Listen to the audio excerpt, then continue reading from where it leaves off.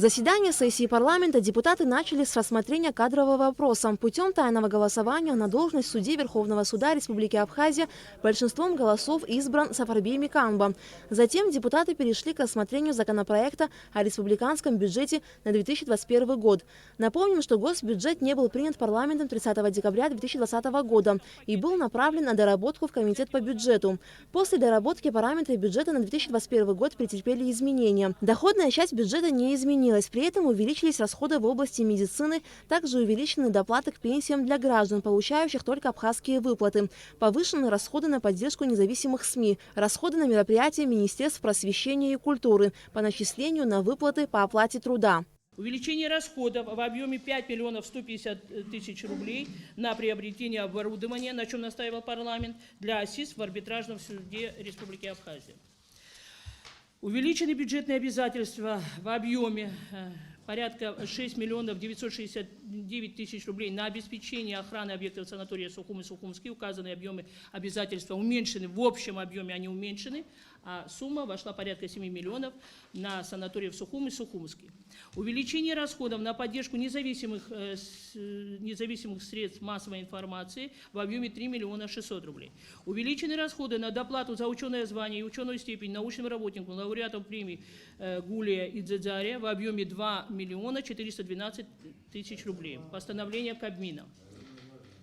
По национальной безопасности и правоохранительной деятельности увеличены расходы за счет остатков финансовой помощи за 2020 год на материально-техническое оснащение и поэтапное повышение денежного довольствия и социальных гарантий работников УВД-РА, а также принятых бюджетных обязательств в объеме 24 миллиона 984 тысячи рублей. Увеличены расходы на реализацию мероприятий инвестпрограммы в объеме 559 миллионов рублей за счет остатков финпомощи за 2020 год. Увеличены расходы на мероприятия по Министерству просвещения и языковой политики в объеме 1 миллион 314 тысяч рублей, а также на научно-исследовательский центр «Абхазская энциклопедия» 2 миллиона 897 тысяч рублей. Увеличены текущие расходы по Совету старейшин на сумму 250 тысяч рублей. Увеличены расходы по Министерству культуры на 1 тысячу рублей. Увеличены расходы на приобретение медицинского оборудования для наркодиспансера в размере 9 миллионов рублей и на борьбу с коронавирусной инфекцией увеличены расходы в объеме 10 миллионов рублей. Бюджету Ачимчирского района увеличен межбюджетный трансфер в объеме 4 миллиона рублей на социально значимые расходные обязательства района. Парламенту была предложена еще одна поправка, которая также рекомендована комитетом – увеличение межбюджетного трансферта Черноморэнерго на сумму 100 миллионов рублей для приобретения электронных приборов учета. Временно исполняющий обязанности премьер-министра, министр финансов Владимир Делба с учетом масштабного дефицита предложил рассмотреть возможность сократить объем на эти цели от 30 до 40 миллионов рублей. Чтобы установить 100 миллионов рублей, разумеется, нам надо искать источник. Разумеется, нам надо искать источник покрытия дефицита прежде всего, да, социальных расходов, которым, наверное, и это тоже будет являться приоритетным, несомненно. Поэтому, если вы сможете этот вопрос рассмотреть, то было бы, конечно, вот, ну, на мой взгляд, реалистично, мы бы могли точно сейчас именно вот этой процедурой заняться. Посмотреть, как это будет. Дело в том, что еще же мы с вами это обсуждали. Дело в том, что приобретение приборов учета этого недостаточно. Там же нужно привести сети в порядок, там же подстанции нужно привести до конца, завести этот прибор учета до потребителя, чтобы они не горели. Может быть, вот по такому пути пойти. Если сейчас на 100 миллионов рублей приобрести приборы учета, только приборы учета, ну, риск высокий. В случае, если у нас получится реализовать эту программу со счетчиками, то, скорее всего, тот объем дотаций, который государство выделяет для Черноморэнерго, они будут в течение года компенсированы. То есть государство не будет прямой необходимости датировать на тот объем суммы, на который увеличится собираемость.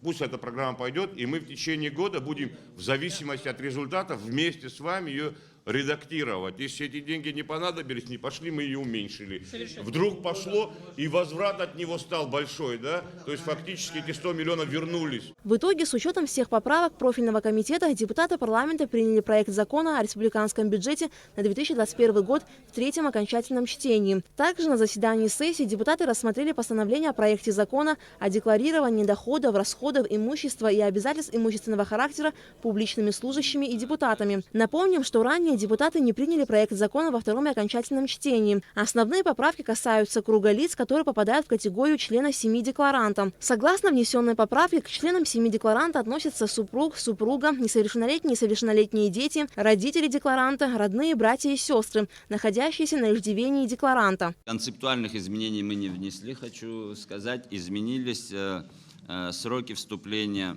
в силу данных изменений. Коротко попытаюсь объяснить, почему. Даже если мы гипотетически приняли бы его сегодня во втором и окончательном чтении, то 3 апреля он не смог бы вступить в силу, потому что есть свои процедуры вступления в силу всех законов.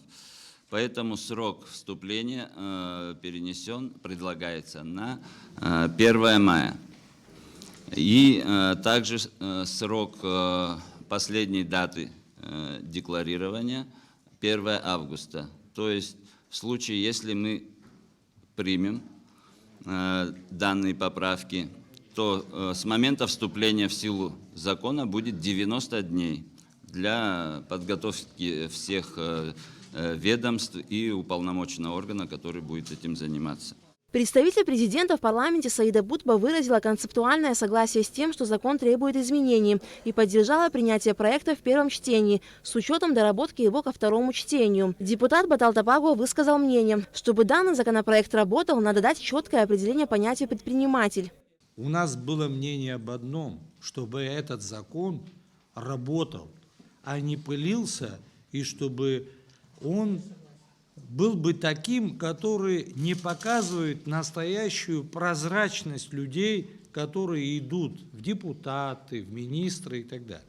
При этом это не должно запрещать людям, которые стали успешными в своей стране, людям, которые занимались бизнесом, стали большими предпринимателями и так далее, завтра запретить им дорогу идти в депутаты или на какие-то государственные должности, где они могут принести пользу.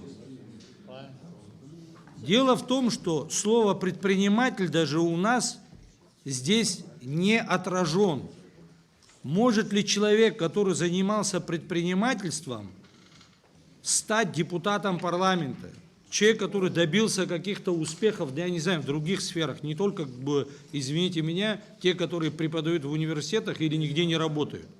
Потому что по существу, если взять и посмотреть, я из своего опыта вам могу сказать, декларации доходов, которые заполнялись кандидатами в президенты, за исключением единиц, все нищие, которые живут у своих жен и детей, не имеют собственной машины, ничего не имеют.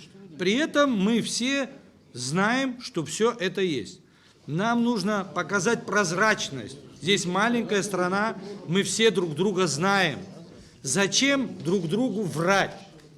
Для того, чтобы мы не врали, мы должны в законе внести соответствующие изменения. Таким образом, поправки в закон о декларировании доходов, расходов, имущества и обязательств имущественного характера публичными служащими и депутатами были приняты в первом чтении. Депутаты парламента ратифицировали протокол о внесении изменений в соглашение между Абхазией и Россией о порядке софинансирования за счет российских средств повышения заработной платы работников госучреждений в сфере здравоохранения, образования, науки, культуры, спорта и социального обслуживания. Сегодня средняя заработная плата этим категориям составляет 16 тысяч рублей, но уже в нынешнем году их размер зарплаты увеличится. В 2021 году она будет достигнута до 19,5 тысяч рублей. И пока стоит режим софинансирования до 2022 года, в котором предполагается достигнуть 23 200 рублей. Эти показатели, несомненно, будут достигнуты, но если брать ретроспективно, 2022 и 2014 год в 200% будет вернее вырастить размер оплаты труда этим категориям. Также на заседании сессии парламента депутаты проголосовали за проект закона о внесении изменений в Кодекс Республики Абхазия об административных правонарушениях в третьем окончательном чтении. За незаконное присоединение к электросетям, находящимся в ведении единого оператора, предусмотрено наложение административного штрафа в размере от 20 до 3000 минимальных размеров оплаты труда за каждый киловатт мощности. В некоторых случаях также предусмотрена конфискация оборудования. Кроме того, депутаты во втором чтении внесли поправки в Уголовный кодекс Абхазии, которые предусматривают за незаконное присоединение к электросетям и потребление электроэнергии в большом объеме для осуществления деятельности по добыче криптовалют наказание в виде лишения свободы на срок от 1 года до 3 лет с конфискацией оборудования, а также лишение права занимать определенные должности и заниматься определенной деятельностью. Парламент также внес поправки в закон о выборах депутатов Народного собрания. Теперь депутатом парламента может быть избран гражданин Абхазии, владеющий государственным языком и имеющий высшее образование и стаж работы не менее 5 лет. Депутатами парламента также были рассмотрены некоторые земельные вопросы и сняли с производства проект закона о физической культуре и спорте. Алика Трапш, Саида Гухава, Артур Каландия, Абхазское телевидение.